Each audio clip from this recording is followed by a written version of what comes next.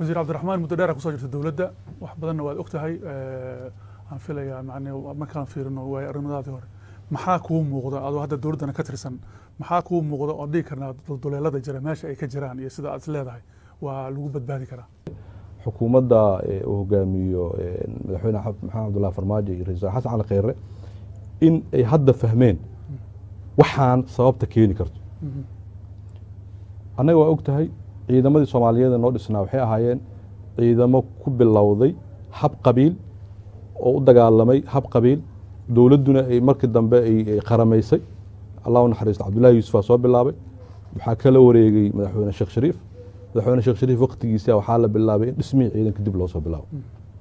حضرنا عكر الدجال شباب وأرحلنا وياله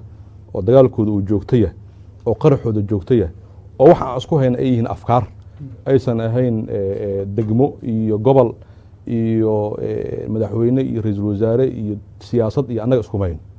anaga isha waxa naga dhaxay waa mabaadi iyo afkaar khaldan oo aaminsan yihiin qof kasta oo Soomaaliyeed inuu gaal yahay noloshana ay kala dagaalayaan marxaladda runtii ciidanka Soomaaliyeed waxay soo mareen marxalad adag oo ay soo gudbiyeen oo soo gaarsiiyeen meeshan hadda joogno hadda maxaan u baahanahay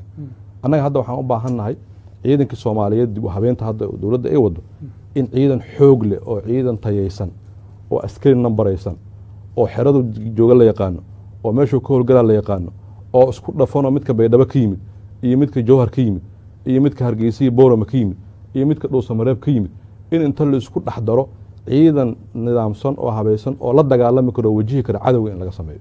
ayadan hadda waa bilaabatay ciidanka ugu horeeya hadda waxa ogtiin dagaal ku jira oo shabaab la dagaalamay shabaabna hadaanan ayaga loogu tagin dhufaysidooda iyo xarumahooda ay joogan lagama guuleysan karo saa ogtiin sanadkan gudihiisa ilaa 30 ataaga waxa dhacay oo la weeraray ciidamada ay weerareen Soomaaliyeed oo loogu tagay xarumahooda in loogu tagay waa ogtiin sanadii hore waxay ataagi jireen meelaha qaar bariiri ataageen ceel cadde ataageen